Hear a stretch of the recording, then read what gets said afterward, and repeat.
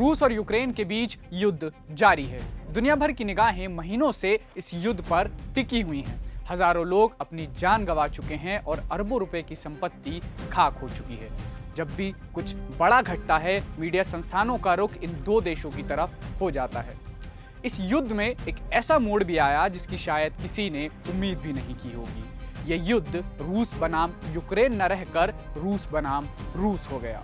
गोल गोल घुमाने की जगह सीधा मुद्दे पर आते हैं। खबर आई कि रूस की प्राइवेट सेना ने रूस की सरकारी सेना से बगावत कर ली है। ये सब कुछ रातों रात नहीं हुआ। रूस की प्राइवेट सेना, वैगनर ग्रुप और रशियन फेडरेशन आर्म फोर्सेस के बीच मतभेद कई दिनों से जारी थे।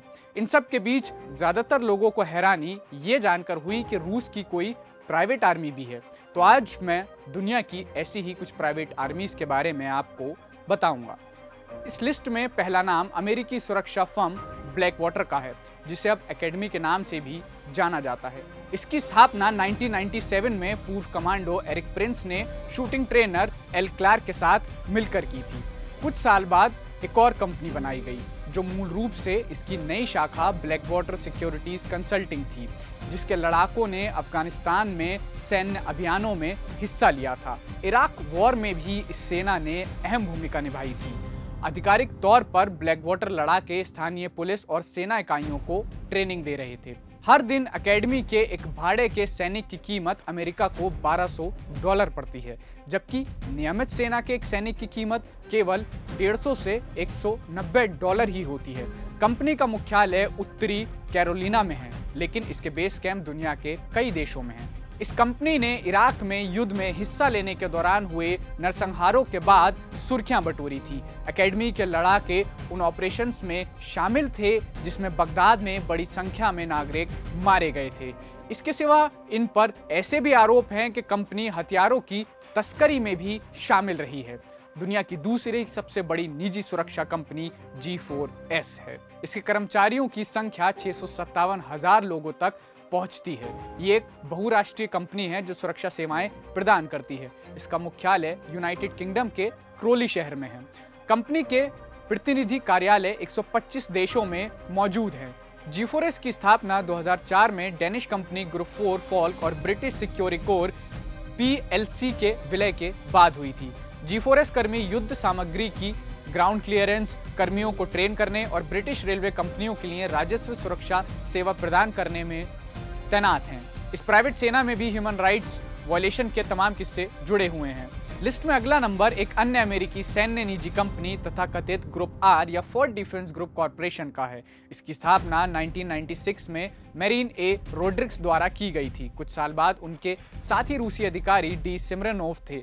इसका मुख्यालय जैक्सनविले में है। कंपनी ने अपने मुख्य गतिविधियों को दुनिया के लगभग सभी गर्म स्थानों सोमालिया, अदन की खाड़ी, इराक, गिनी बिसाऊ, इजराइल, फिलिस्तीन, गाजा और अफगानिस्तान में केंद्रित किया है। कंपनी जहाजों और कार्गो की सुरक्षा, सैन्य रसद, समुद्री और भूमि परिवहन, हाई रिस्क वाले इलाकों में संचालन के लिए विशेष इकाइयों और सुरक्षा टीमों की ट्रेनिंग, सैन्य परामर्श जैसे सेवाओं में लगी हुई है। संगठन में एक विशेष भूमिका FDJ सील डिवीजन को सौंपी गई है, जिसमें तैराक रक्षक शामिल हैं जो पानी और उसके नीचे दोनों जगह उच्च पेशेवर स्तर पर आतंकवाद का मुकाबला कर सकते हैं।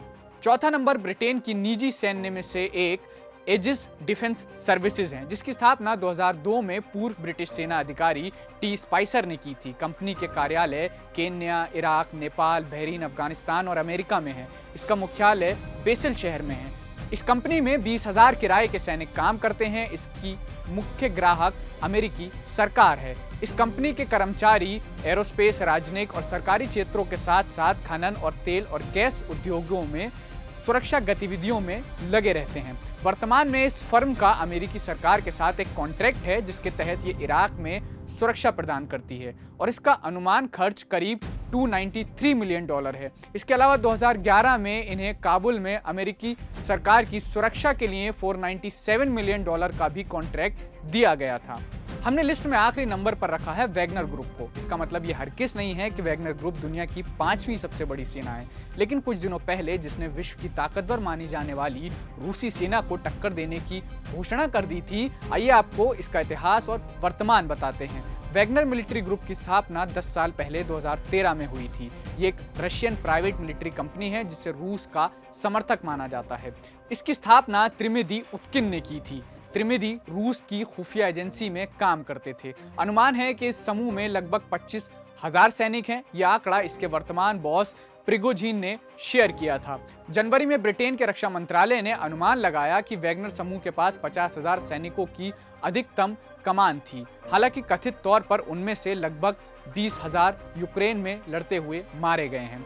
एक समय इस फोर्स में 10 लाख से ज्यादा सैनिकों का अनुमान लगाया गया था। हालांकि ऐसा माना जाता है कि युद्ध के दौरान कम से कम 2,20,000 लोग घायल हुए।